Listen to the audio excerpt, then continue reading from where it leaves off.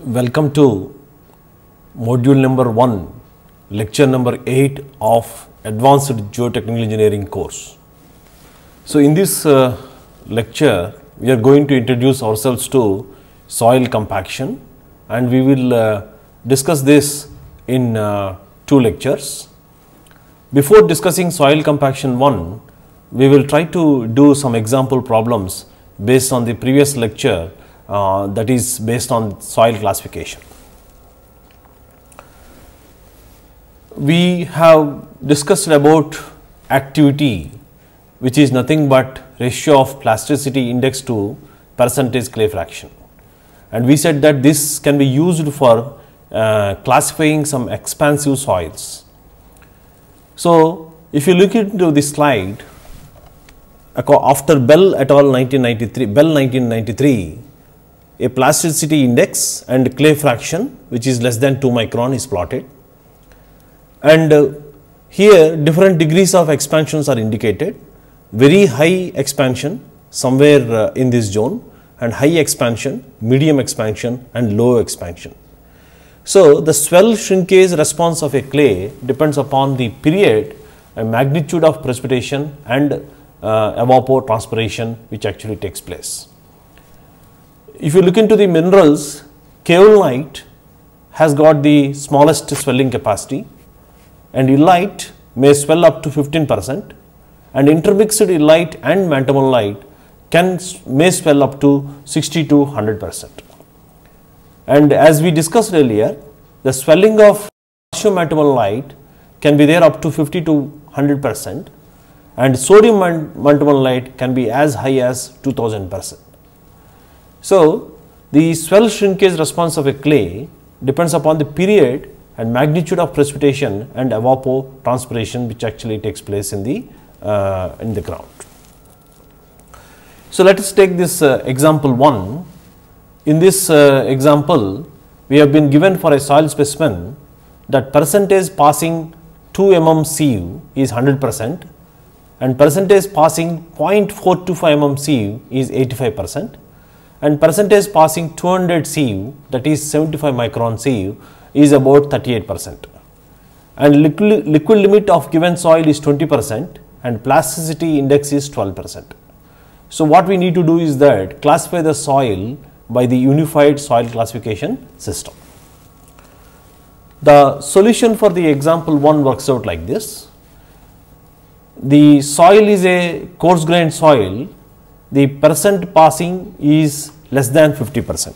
Like if you look into the previous slide, passing 200 sieve is less than 38%. So, soil is a coarse grained soil, whereas the fines are less than 50%. Sands, because percentage of coarse fraction passing number 4 sieve is greater than 50. Since more than 12% passes 200 sieve, it must be SM or SC, and with the plasticity index is equal to 20 minus 12, 8. So, up to 7 we said that it can be just right below the A line. So, this indicates that for the given liquid limit of say 20% and plasticity index of 8, it is slightly above A line. Hence, by using the Casagrande's plasticity chart, we can classify the soil and then above criteria what we discussed as SC. Similarly, let us take another example 2. Here in this soil sample, passing number 4 sieve is 92%. That means that number 4 sieve is nothing but in particle sizes, it is 4.75. So, particles passing size of the particles or the fraction of the particles passing 4.75 mm sieve is 92%, and passing number 40 sieve, that is nothing but 0.425 mm sieve, is 78%, and passing number 10 sieve is nothing but the number 10 sieve is nothing but 2 mm size is 81%, and 200 sieve is nothing but 65%. So, you can see that the percentage fines are more than 50%, and liquid limit is 48% and plasticity index is 32%. So, we need to classify the soil according to unified soil classification system. So, based on the given data, since more than 50% is passing through a number 200 Cu, it is a fine grained soil. However, it could be Ml or Cl or OL, MH, OH, CH or OH. So, if you plot liquid limit 48 and plasticity index 32 on the plasticity chart, it falls in the zone of Cl. So, which is liquid limit greater than 30 and which is less than 50. So, it is actually falls on the zone of Cl. So, the classification for the soil based on the given data is Cl. In the example 3, limit tests performed on a clay indicate a liquid limit of 67 and a plastic limit of 32. From a hydrometer analysis, the percentage finds that determine the particle sizes. It is found that 80% of sample consists of particles smaller than 2 micron, 0.002 mm. From this information, we need to indicate the activity classification and the probable type of clay mineral. So, we have been given liquid limit and plastic limit. So, we can actually get the plasticity index, and we have been given percentage clay fraction, which is about 80%. So, we need to indicate the activity, do the activity classification, and probable type of clay mineral can be suggested. So, based on the data, the plasticity index is about 35, and the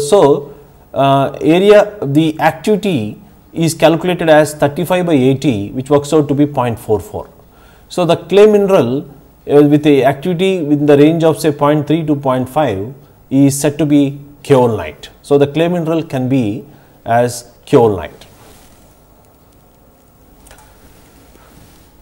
In this example, by using the grain size distribution curve shown below, like soil A and soil B are given, and soil B has the Atterberg limits of liquid limit 49% and plastic limit of 45%. So, the plasticity index is about 4%.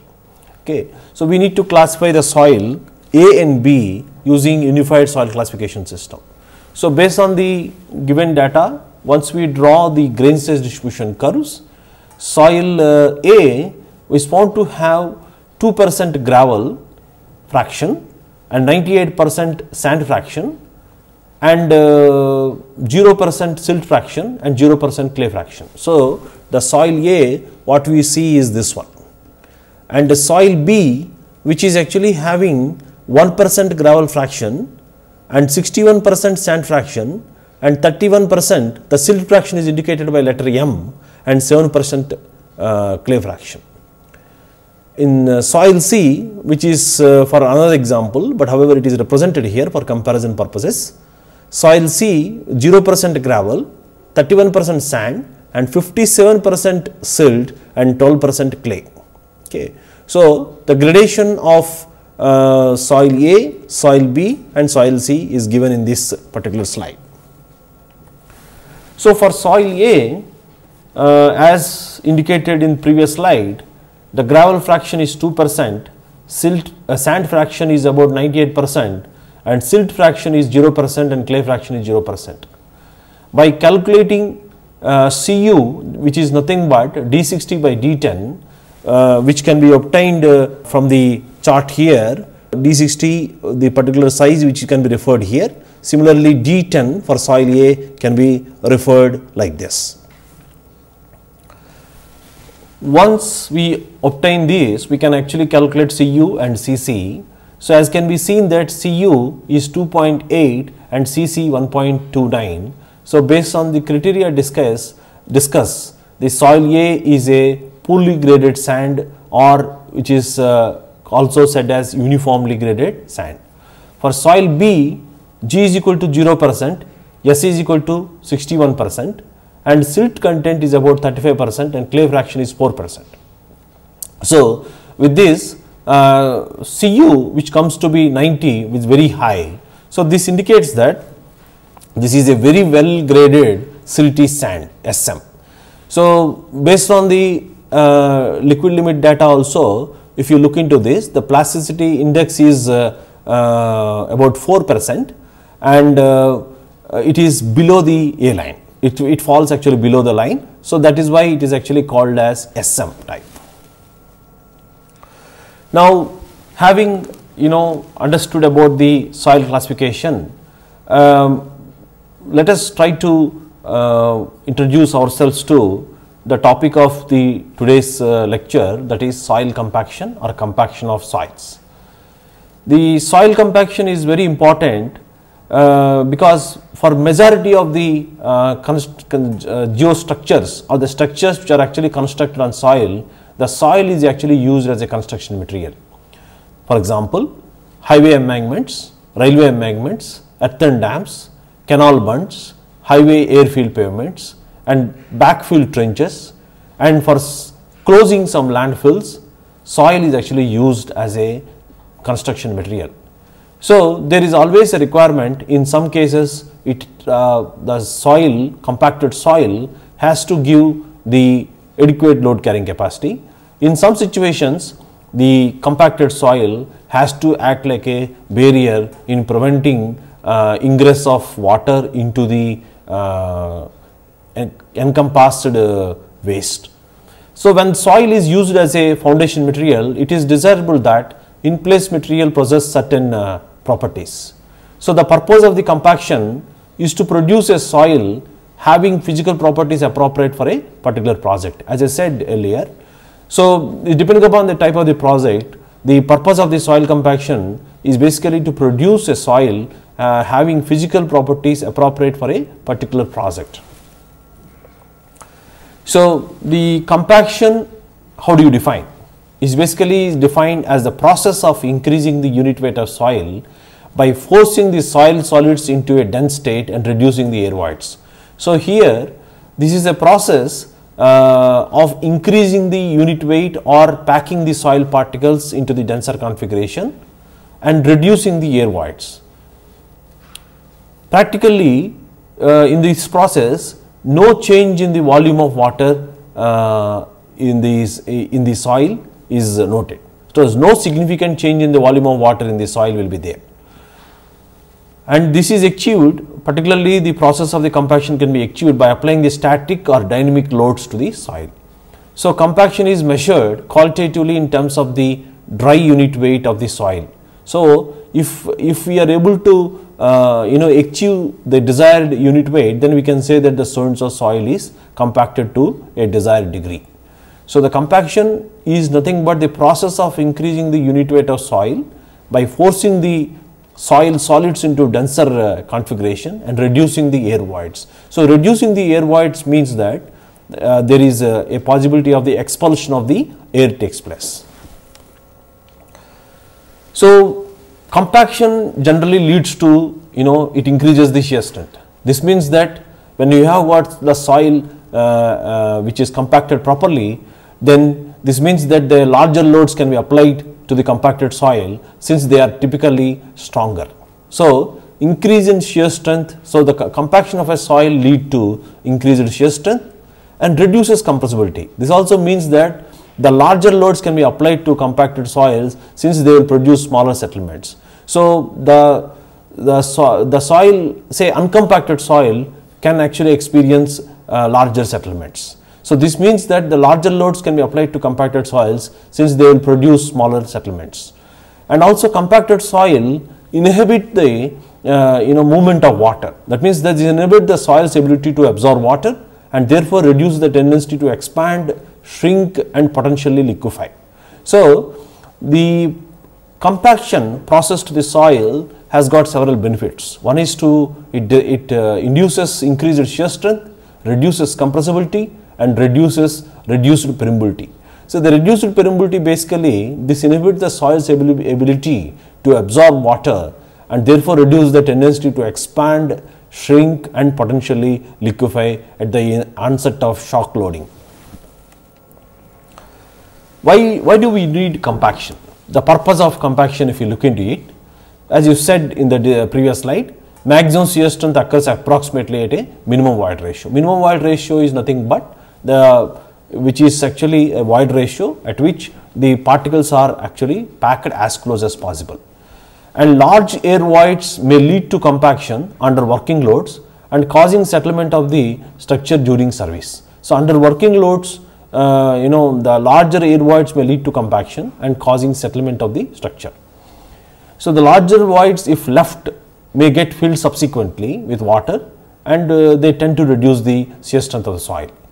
Increase in water content is also accompanied by swelling and loss of shear strength in some clays. So, increase in water content is also accompanied by swelling and the loss of shear strength in some clays. So, when you have a compacted soil with larger voids, it leads to increase in water content, and this can lead to swelling and then loss of shear strength in some clays. Advantages: by compacting the soil, we can reduce settlements or we can prevent, and soil strength increases and stability can be improved, and load carrying capacity of the pavements upgrades, especially for highway pavements or airfield pavements, the subgrades can be improved, and undesirable volume changes can be avoided, like frost action or swelling or shrinkage may be controlled. Undesirable volume changes may be controlled.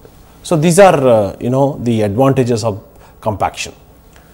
So, if you look the compaction as a technique, as we said, that is a process of densification, and it leads to the reduction in the volume of air voids, and it is an almost instantaneous phenomenon, and the soil is always remains to be partially saturated, and it typically applies to all soils that are applied or reapplied to construction site. Typically applies to soils that are applied or reapplied to a construction site. And if you look, the compaction as a technique is a old technique adopted in ancient China and India. So, compaction is a old technique adopted in ancient China and India countries. So, as we discussed, there are predominantly two types of soils. One is cohesionless soils, another one is cohesive soils. So, if you look the process of, say, compaction of cohesionless soils, when speaking of cohesionless soils, we have gravelly soils or sandy soils. Then we knew that there are different types of particle arrangements or soil fabric. So, a loose angular soil may have the so called arrangement like this, and when it is compacted or densified, the dense angular soil will have the so called particle arrangement. And in certain type of sandy soils, under little moist conditions, it will have honeycombed soil and very loose in nature, or we have a loose matrix of soil, and this can actually lead to with compaction, with adequate densification, the possibility of arriving at densification with this particular type of soil fabric arrangement. So, the soils in loose or honeycombed state are avoided or compacted before being built upon, since they are prone to densification when subjected to vibratory or shock loading. So, as from the earthquakes or vibratory machinery. So, the soils in loose or honeycombed state are required to be avoided and are compacted before being built upon. So, for example, if I have got a soil with the H0 as the initial thickness, and upon compaction the E0 changes to EF. If it is actually closer to the proximity of E minimum of a given soil, then the delta H, which is actually a reduction in the thickness, is nothing but delta H is which is resulting due to the compaction process. The delta H is equal to H0 into E0 minus EF, which is nothing but the change in void ratio from E0 to EF divided by 1 plus E0, which is nothing but the original void ratio. So, the thickness can be calculated by which is nothing but delta H by H0, which is nothing but the change in length by original length, to change in void ratio divided by the 1 plus E0. The compaction of cohesionless soils, the relative looseness of a soil in its natural or in situ state is determined by measuring or computing its relative density, that is d suffix r, and this we have defined as d suffix r as E max minus E divided by E max minus E minimum. E max is nothing but the maximum void ratio in the loosest state. E minimum is the minimum void ratio for a given soil in the densest state. E is nothing but the in situ void ratio. So, the smaller the relative density for a given soil deposit, the more prone the soil deposit to will be densification and settlement. That means that the smaller the relative density for a given soil deposit, the more prone is for the settlements.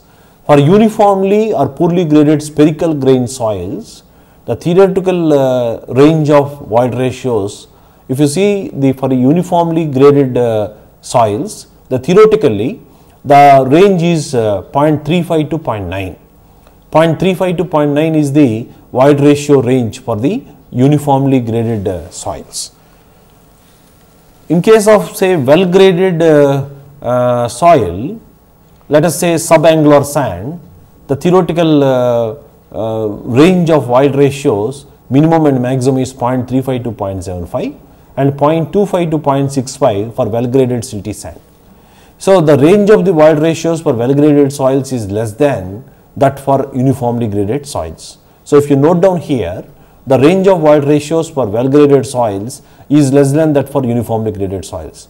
So, that is why it is generally preferred to use well graded soils in geotechnical applications as opposed to uniform soils, because here the range of void ratios for well graded soils is less than that for the uniformly graded soils. So, that is why it is generally preferred to use well graded soils in geotechnical applications as opposed to uniform soils. Compaction soils, particularly compaction of cohesionless soils, can be carried out by vibration only, and if you apply a static load, it produces very little compaction to the loose sand, and medium and fine sands do not get compacted easily when moist because of the shear strength developed by the capillary forces. So, when you have got the medium and fine sands, they do not compacted easily when they are moist because of the shear strength developed by the capillary forces. When these sands are moist in condition, the water which is actually there under that moistness develops a thin film surrounding these particles, and it prevents and it applies capillary forces, and that induces actually very high strength, and that makes the very difficulty to compact these soils, particularly medium and fine sands when they are under moist conditions. And dry or submerged sands can be compacted easily by vibration. Dry sand or submerged sands, water submerged sands can be compacted by vibration. So, in the previous slide we have noted that cohesionless soils can only be compacted by vibration. Contrary to this, clay soils cannot be compacted by vibration. Shaking or vibration does not change volume. So, very small amount of static pressure produces a large volume decrease of the platelet particles, or if you have got mica flakes, very small amount of static pressure application induces a large volume decrease. So, in compacting the clay, the position of particles must be changed by forcing the contact points along the adjacent surfaces to positions nearly parallel with the reduced voids. So, in the process of compaction of the clay particles undergo rotations, and they actually almost take the positions of almost like parallel orientation. So, the clays cannot be compacted by vibration, and very small amount of static pressure is sufficient to have a considerable amount of decrease in the volume. So, in this slide if you look into this, as you all know that we have learned that the clay particle is surrounded by adsorbed water, which is actually with strong attachment of thick viscous liquid surrounding the clay particles, and then it is covered by absorbed water or free water. So, in this case what will happen is that the thickness of the absorbed water and free water is a function of water content. Okay. So, here this is in the platelet particles in the loose structure of the clay before compaction, and this is the dense structure of the clay after compaction. So, this can be achieved by adopting appropriate compaction technique in the field. So when the clay has a high water content less than saturation, let us say a thick layer of free water surrounds the particles. So as we seen that clay particles are surrounded by absorbed water. So the thick layer of free water surrounds the particles. So under this condition only a small amount of pressure is required to force the particles into new positions.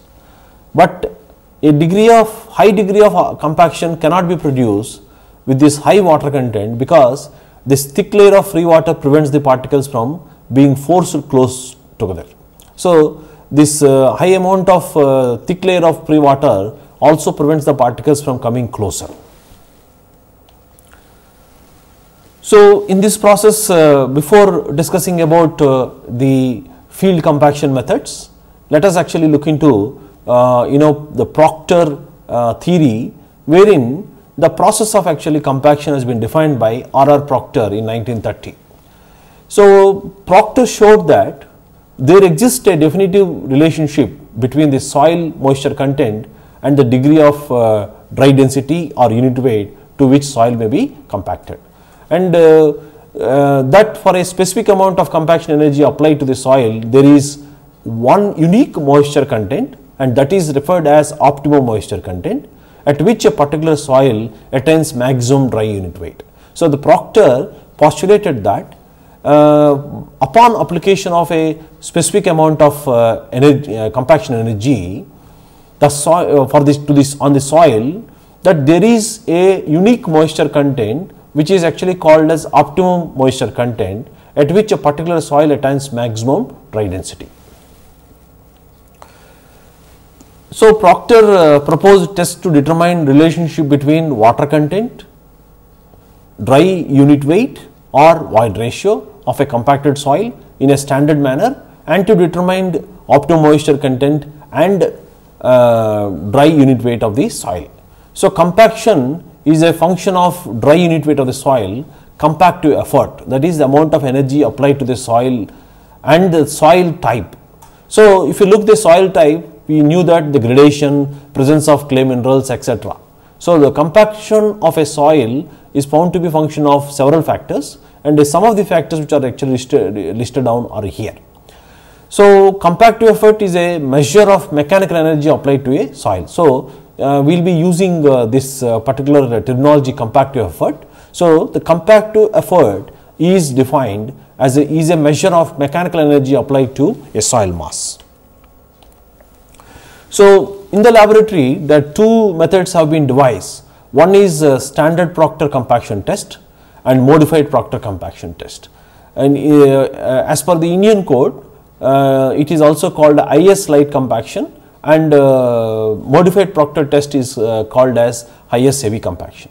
So it has been thought that for achieving higher densities at low moisture contents, and this was actually thought to be possible basically for constructing highway highway and airfield applications, the modified Proctor compaction test was actually developed.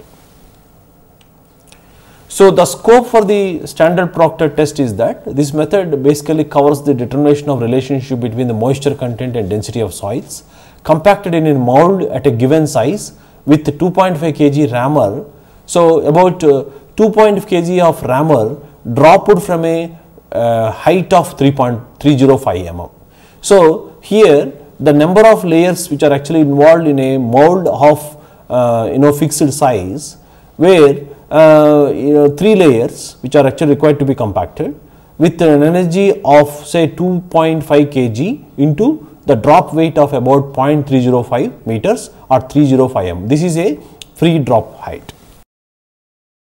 So the compactive energy can be calculated for in case of standard Proctor compaction test, it is like this, which is compactive effort is nothing but 25, which is nothing but the number of blows, 3 small and then nothing but the number of layers. As I said that it is 3 layers, and weight which is nothing but 2.5 kg, that is weight of the hammer, and height of drop in meters, it is 0.305 divided by 10 to the power of 3 and 10 to the power of -6, I will get about 57,187.5 kg meter per meter cube or 594 kilojoules per cubic meter. 594 kilojoules per cubic meter. This is actually the energy which is applied in standard Proctor compaction in the laboratory.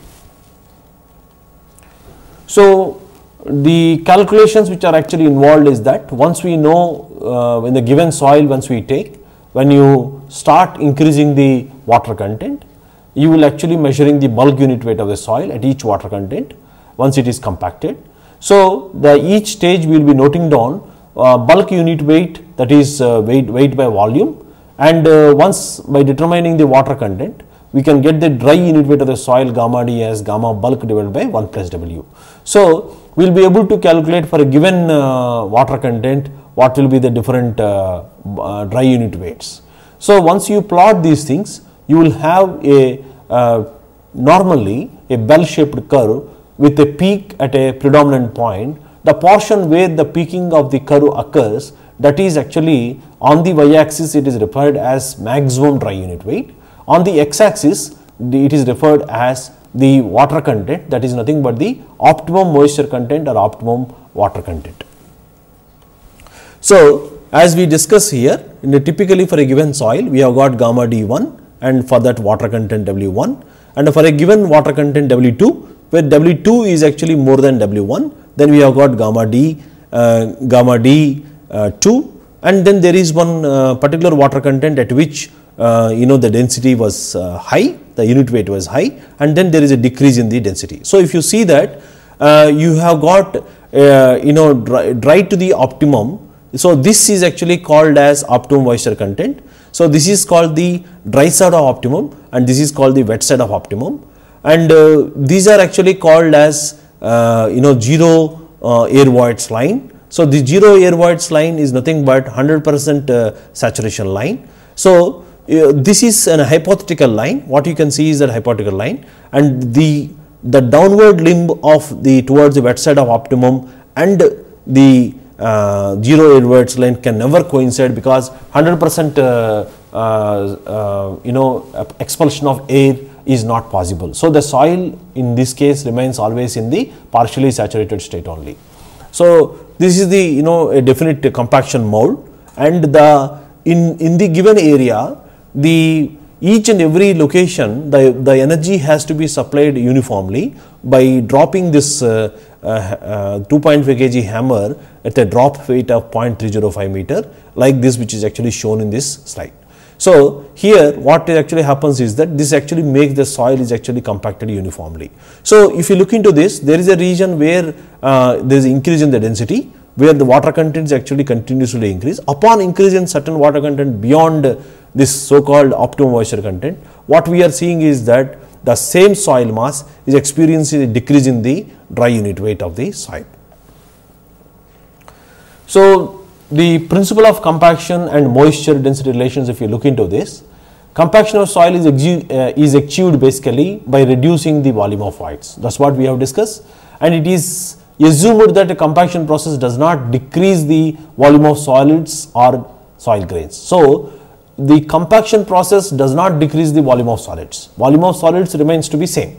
What is actually changing is that the volume of the voids, wherein the air is actually expelling out of the voids. For example, here this is the portion of the soil which is uncompacted and this is the compacted, or this is a particular arrangement which is uncompacted and in a denser configuration, which is actually shown here. The degree of the compaction of a soil is basically measured by the dry unit weight of the soil skeleton. The dry unit weight can be computed basically because the dry unit weight basically correlates the degree of the packing of soil grains. So, if you can recall, the dry unit weight can be given by gamma D is equal to Gs gamma W by 1 plus E. So, the more the compacted soil is, the smaller is the void ratio will be, and then higher will be the dry unit weight. So, the smaller is the void ratio and the higher will be the dry unit weight. So, the degree of the compaction of a soil is basically measured by the dry unit weight of the soil skeleton, and the dry unit weight correlates the degree of the packing of the particles in a given volume. So, if you look into this, as we said that in the previous slides, we have when we plot gamma D, that is dry unit weight with water content, and as the water content is added to the soil mass, there is an increase in the density. At a certain point, there is a decrease in the density takes place. So for a normal soils, the water plays a critical role in the soil compaction process. It actually depends upon the type of soil. So it lubricates that soil grains so that they slide more easily over each other and can thus achieve a more densely packed arrangement. So water which we are actually supplying in the process of increasing the water content to the given soil mass, the water actually acts like a lubricating agency. So make the soil grains to slip into the denser configuration. While a little bit of water facilitates compaction, and too much water also inhibits compaction. That is what we have seen on the wet side of optimum, towards the wet side of optimum. Upon adding water, we have seen that there is a decrease in the density of the soil mass. So what is actually the mechanism which is actually happening? If you see here, water actually helps the compaction here, and water actually hinders the compaction. So this is the zero air voids line. So theoretically, this is the maximum degree of compaction. So which is also called as this is hypothetical line. So here water is actually helping the compaction, here water is actually hindering the compaction. So if you look into this, at low values of water content, most soils actually tend to be stiff and are difficult to compact. So as the water content is increased, soil becomes more workable because of the lubrication actually provided by the water, facilitating the compaction and resulting in the higher densities. So as the water content is increased, the soil becomes more workable and facilitating the compaction and then resulting in the higher the dry densities or dry unit weights. At higher water contents, what is actually happening is that the dry density decreases with increasing water content. That is what actually we are seeing here on the wet side of optimum. This is the optimum water content. So on the wet side of optimum, there is a decrease in the dry density. This is because with increasing water content, an increasing proportion of the soil volume is now being occupied by the water.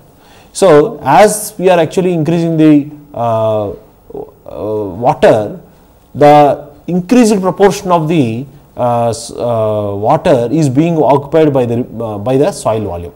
An increasing proportion of the soil volume being occupied by water. So because of this, as we know that rho W, that is mass density of water, is much less than rho S. Because of that, what will happen is that the density decreases. So what we see is that at low values of water content, the most soils tend to be stiff and are difficult to compact.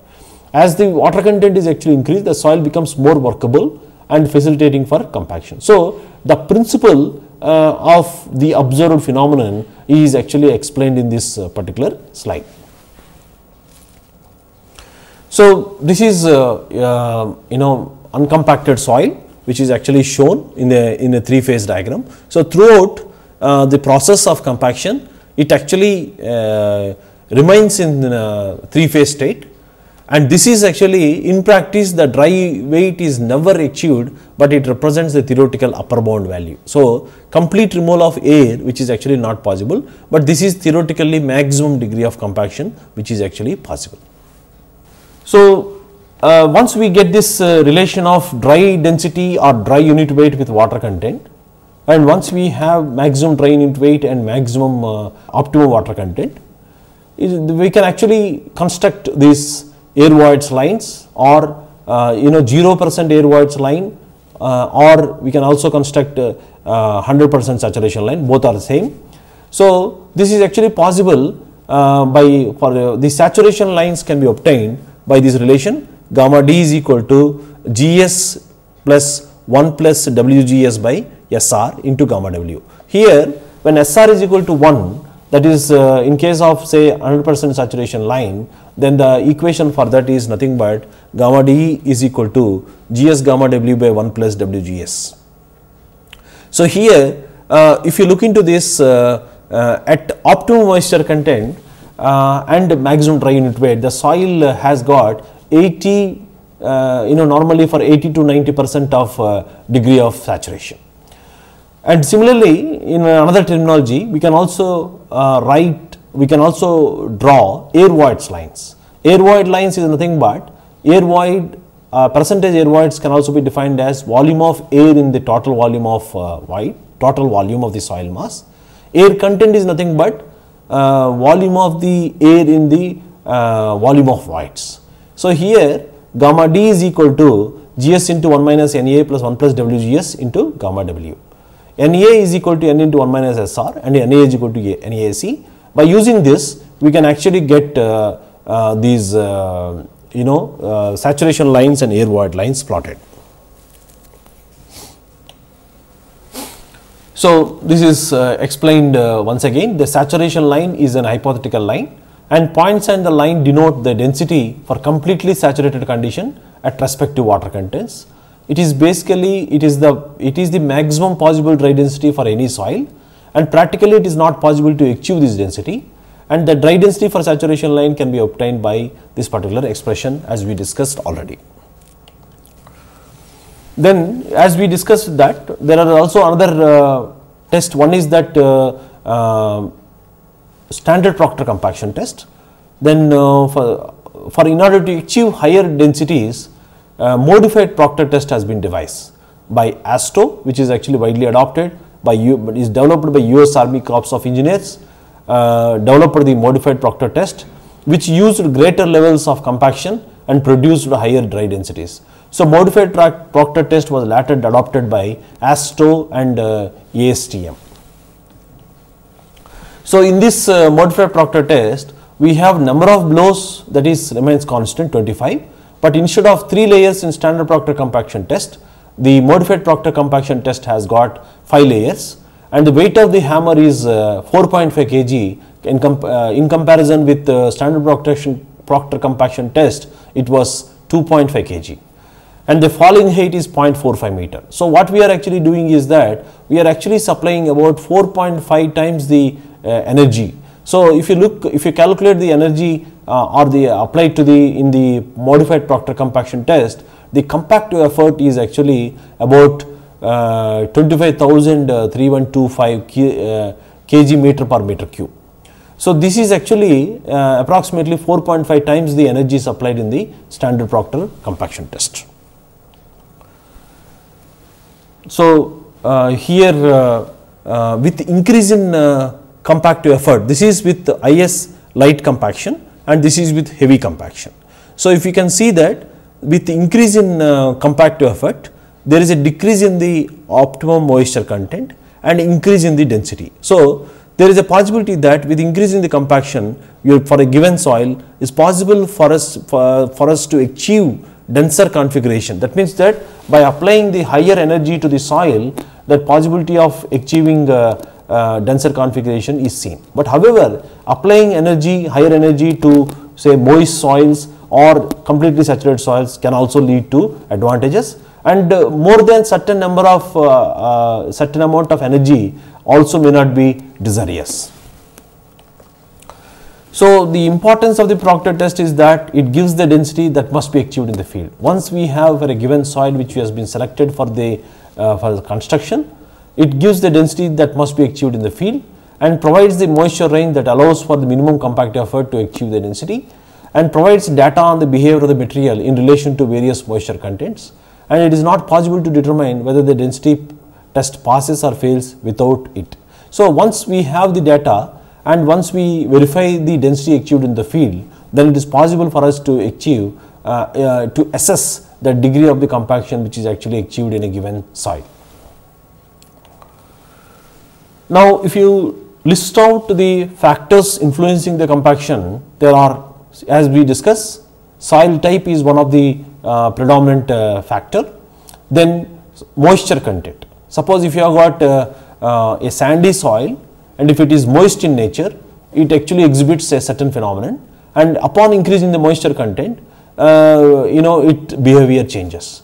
Similarly, when you have got soil type, then depending upon whether it is a CL type of soil or CH type of soil, or if you have got a well graded soil, So there is a possibility of the influence on the compaction. And the effect of the compactive effect. We have just now discussed that increasing compaction energy reduces the optimum moisture content, because what is actually happening is that the applied energy makes the particles to adjust into the denser configuration. So it facilitates the particle rearrangement and at low moisture content itself. And the effect of compactive effort is again subdivided as the nature of effort, like load duration and area of the contact. So sometimes for some soils the area of the contact plays very crucial role, and effect of the compactive effort is nothing but amount of the effort, what is how much is actually being applied to the soil. So soil type, which is again grain size, shape of the soil grains, amount and type of clay minerals present, and that GS of soil solids have greater influence on the dry unit weight and optimum moisture content. Suppose if you have got a poorly graded sands, that is say uniformly graded sands, initially there is a decrease in the moisture content, and then increases to a maximum value with further increase in moisture content. So if you see at low moisture contents, there is a possibility of capillary tension, which actually inhibits the tendency of the soil particles to move around and compact it. So what will happen is that at low moisture contents, the soil density decreases, and upon increasing the moisture content, what will happen is that the soil films which are actually the water films which are actually surrounding the grains get washed or diminished. So that makes the soil particles to again rearrange into the denser configuration. So this particular phenomenon, which actually happens in certain type of sandy soils, is actually called as bulking phenomenon, and this is actually owed to the capillary phenomenon. So here in this particular slide, if you can see that the compaction curves for which different soil types is shown here. What you see is this is for uniform sand. In fact, for a sand there will be a decrease and then increase. So what you are seeing is for the uniform sand, and if you see here, clay of high plasticity and then clay of low plasticity. So clay of low plasticity can actually has got higher densities and low moisture contents, and clay of high plasticities have low dry densities and higher optimum moisture contents. Similarly, the sandy clay and well graded sand can have higher dry unit weights and lower optimum moisture content. Similarly, gravel sand clay mixtures, it can be placed somewhere here. So the compactability or ease with which the soils can be compacted will majorly depend upon the type of soil. So if you note in the previous slide, at a given moisture content, a clay with low plasticity will be stronger than heavy or high plasticity clay, as it will be easier to compact. The basic reason is attributed like this: for a given compactive effort, the air voids can be removed more easily for a low plasticity clay, and because it will have low moisture content anyway, higher dry unit weight can be achieved. So this is the major reason what we actually have seen. So in this particular curve, once again it is shown here a CH type of soil and a CL type of soil, and this is for ML type of soil and SW well graded sand, well graded gravel. So you can see here that these are the degree of this is air content lines, 0%, 5% and 10% lines. From the fundamental definitions, the 0% air content line or the 5% air content line and the corresponding degree of saturation line, they are different. So the effect of compactive effort, if you look at amount of compactive effort, maximum dry unit weight increases with increasing the compactive effort, and increasing the compactive effort decreases optimum moisture content to some extent. That's what actually we have seen, that increasing the compactive effect decreases the optimum moisture content to the some extent.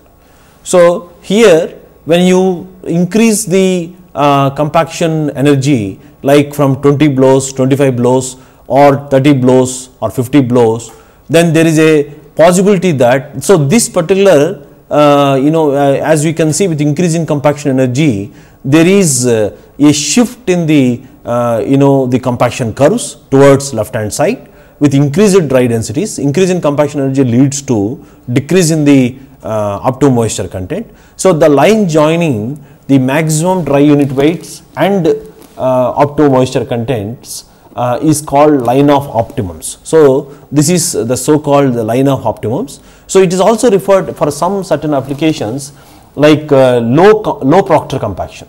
So, in this low Proctor compaction, what we do is that in order to simulate the poor compaction conditions, we apply low 15 number of blows only, 50 number of blows only, and the standard Proctor means 25 number of blows, and modified Proctor compaction means sometimes even 50 number of blows. So, applying more energy to soil will reduce the air voids content and further increase the dry unit weight, and more compaction energy can be beneficial especially for soils which are actually dry side of optimum, and wet side of optimum it is not possible because that can actually lead to the increase in the pore water pressures and all. So, if a soil is already moist, weaker and above moisture optimum moisture content, then applying more energy is wasteful, as because air can quickly be removed, and applying large amount of energy to a very moist soil may be damaging, since because no more air can be expelled, but high pore water pressure can build up, which could cause. So, these build up high pore water pressure can get actually locked and can lead to the slope instability problems during construction, and also can lead to the consolidation settlements, as because once the pore water pressure which is actually locked inside can dissipate, and the settlements can be resulted. So, the effect of the compactive effort means nature of effect, load duration and contact area. So, longer duration leads to reduced shear stiffness response and greater compaction, and greater contact area leads to the greater depth of influence. So, that is also what we said, is that effect of the compactive effort is also the nature of the effort, the load duration and contact area also is. So, degree of compaction energy, degree of compaction generally increases with increasing the compactive effort, that we have discussed already. So, here if you look into this, the applying more compactive efforts to the soil is also not much beneficial. If you can be noted here, the increase in the dry unit weight is marginal. So, this is actually moisture density relationship of the cohesionless soils is shown.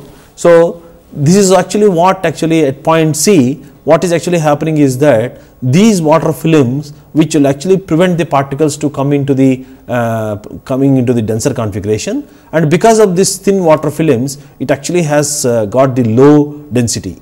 But upon adding more water to this same soil, the thinning of the films takes place, that makes, or the density increases here. So, that is the reason why here there is a decrease in the density and then increase in the density, that this particular phenomenon is actually described in this slide. So, this surface tension forces induces this effective apparent cohesive strength, the resisting the compaction initially decreasing the dry density.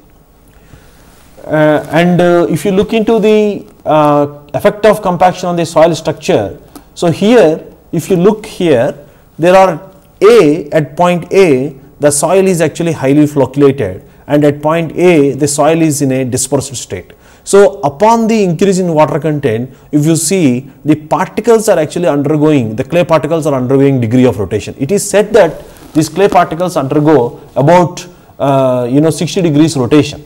So, at optimum here, if you see, the soil will actually have partially flocculated and partially dispersed, and here because of this, it is something, the flocculated nature, the strength of the soil is high, and there is a possibility of the higher permeability and lesser shrinkage and more swelling, because, and then here the low strength because of the high water content, and because of this dispersed nature there is a low permeability, more shrinkage and less swelling. So, in this lecture what we try to understand is that some example problems we actually solved for based on the classification of soils what we discussed in the previous lecture, and then we introduce ourselves to soil compaction, and we have discussed that the methods of the principle of the compaction and also the factors affecting the compaction of soils, and further we will try to understand about the different field compaction methods and how the relative compaction can be assessed in the field, and then some issues which are actually relevant with the influence of bulk particles on the dry densities, etc., in the next lecture.